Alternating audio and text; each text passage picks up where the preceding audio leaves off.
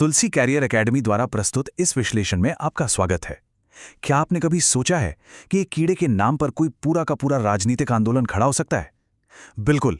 आज हम भारतीय राजनीति के एक ऐसे ही अनोखे और हैरान करने वाले घटनाक्रम पर चर्चा करने जा रहे हैं। एक ऐसा डिजिटल मूवमेंट जिसकी शुरुआत तो एक मजाक से हुई थी, लेकिन उसके पीछे की कहानी बहुत ही गहरी और सोचने पर मजबूर करने वाली है।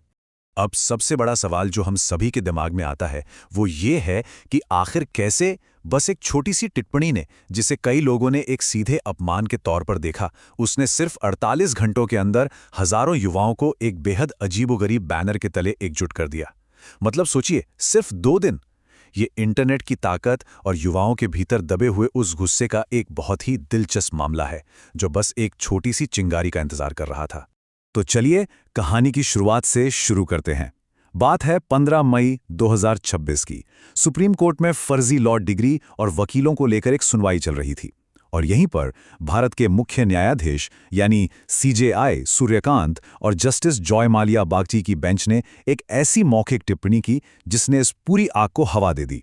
उन्होंने कहा कि कुछ युवा कॉकरोच की तरह हैं जिन्हें रोजगार नहीं मिलता और वे आरटीआई कार्यकर्ता बनकर हमला करते हैं। बस यही वो बयान था जिसने इस पूरे घटनाक्रम की नींव रखी। लेकिन यहां एक बहुत बड़ा ट्विस्ट है। एक ही बयान को देखने के दो बिल्कुल अलग अलग नजरिए सामने आए। एक तरफ जहां मीडिया के एक हिस्से और आम जनता ने इसे सीधे तौर पर भारत के जहाज़ों बेरोजगार युवाओं पर हमला मान लिया, वहीं दूसरी तरफ विवाद के ठीक एक दिन बाद सीजेआई का ऑफिशियल क्लैरिफिकेशन भी आ गया। उन्होंने साफ किया कि उनका निशाना दरअसल वो लोग थे जो फर्जी डिग्री के सहारे महान पेशों में घुस आए हैं। उन्होंने तो युवाओं को एक विकसित भारत का स्तंभ बताया। एक निष्पक्ष विश्लेषण के लिए हमारे लिए इन दोनों ही पहलुओं को समझना बहुत जरूरी है। इंटरनेट के इस युग में चीजें कितनी तेजी से काम करती हैं, ये टाइमलाइन देखकर आप दंग रह जाएंगे। 15 मई को कोर्ट में बयान आता है, 16 मई को सीजेआई अपना स्पष्टीकरण जारी करते हैं, और ठीक उसी दिन, जी हां उसी दिन, कॉकरोच जनता पार्टी यानी सीजेपी की वेबसाइट लाइव हो जाती है। और 17 मई आते आते ये एक पूरा वायरल विस्फोट बन चुका था, जहां देश के मौजूदा सांसद भी इस डिजिटल लहर का हिस्सा बनने लगे। ये 48 घंटे की विंडो आधुनिक डिजिटल एक्टिविज्म का एक बेहतरीन उदाहरण है। अगर हम नंबर्स की बात करें तो ये सच में हैरान करने वाला है। 1 लाख से भी ज्यादा। जी हां, वेबसाइट लॉन्च होने के सिर्फ 3 दिनों के भीतर कॉकरोच जनता पार्टी ने दावा किया कि उनके साथ इतने सदस्य जुड़ चुके हैं। एक्स पर 38,000 और इंस्टाग्राम पर 4,20,000 से अधिक फॉलोअर्स। ये आंकड़े बताते हैं कि ये आंदोलन किस बड़े पैमाने पर युवाओं के साथ जुड़ने में सफल रहा। किसी इंटरनेट मीम के लिए ये स्केल वाकई में बहुत विशाल है। इस पार्टी का जो व्यंग्यात्मक स्वभाव है वो इनके एलिजिबिलिटी क्राइटेरिया में साफ झलकता है। इसके संस्थापक 30 वर्षीय अभिजीत दिपके, जो बॉस्टन यूनिवर्सिटी के छात्र हैं, उन्होंने इसे आलसी और बेरोजगारों की आवाज के तौर पर लॉन्च किया। इन्होंने लिखा कि सदस्य बनने के लिए आपको बेरोजगार, आलसी और ऑनलाइन भड़ास निकालने में एक्सपर्ट होना चाहिए। दरअसल ये उस सोच पर एक करारा तंज है जो आज की युवा पीढ़ी पर अक्सर थोपी जाती है कि वे आलसी हैं और सिर्फ इंटरनेट पर शिकायतें करते रहते हैं। अगर हम इसे थोड़ा अकादमिक नजरिए से देखें तो समाजशास्त्र में इस पूरी प्रक्रिया को रीअप्रोप्रिएशन कहा जाता है। इसका मतलब है जब कोई समूह उस शब्द को ही अपनी पहचान और गर्व का प्रतीक बना ले जिसे मूल रूप से उनका अपमान करने के लिए इस्तेमाल किया गया था।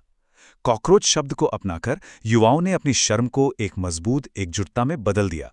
उनका संदेश साफ था, अगर सिस्टम हमें इस नजरिए से देखता है तो ठीक है, हम इसी पहचान के साथ सिस्टम से सवाल करेंगे। लेकिन रुकिए, अगर आपको लगता है कि ये सिर्फ एक इंटरनेट मजाक है तो इनके इस 5 सूत्रीय घोषणा पत्र पर एक नजर डालिए। सतह के नीचे कितनी गंभीर मांगे हैं। जजों के लिए रिटायरमेंट के बाद राज्यसभा सीटों पर रोक, दल बदल करने वाले नेताओं पर 20 साल का बैन, और महिलाओं के लिए संसद और कैबिनेट में 50% आरक्षण। ये कोई हल्की फुल्की मांगे नहीं हैं। ये साफ तौर पर दिखाती हैं कि वर्तमान व्यवस्था और लोकतांत्रिक ढांचे को लेकर युवाओं के मन में कितना गहरा अविश्वास बैठ गया है।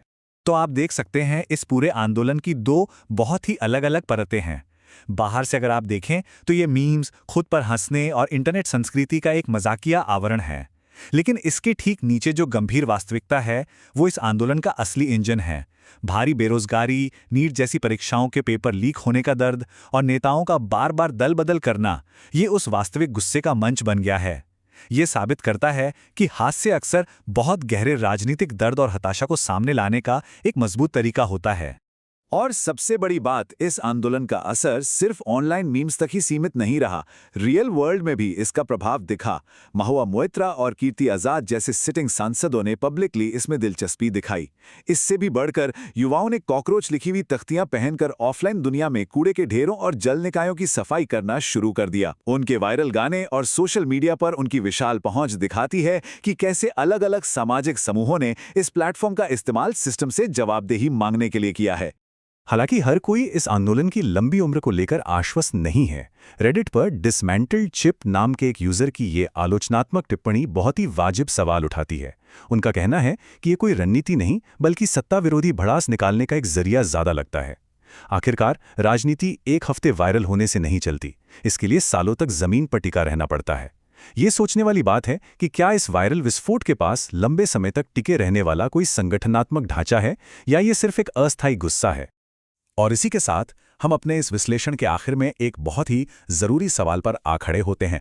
क्या कॉकरोच जनता पार्टी इंटरनेट संस्कृति का महज एक और 2 दिन का मजाक बनकर रह जाएगी, या फिर हम डिजिटल युग में असहमति जताने और लोकतांत्रिक सुधारों की मांग करने का एक बिल्कुल नया ब्लूप्रिंट देख रहे हैं? व्यंग्य और गंभीर बदलाव के बीच का यह संतुलन वाकई में बहुत ही रोमांचक है। यह देखना बहुत दिलचस्प होगा कि इंटरनेट संस्कृति आगे चलकर हमारी राजनीति को किस तरह आकार देती है। इस विषय पर सोचने के लिए हमारे पास बहुत कुछ है।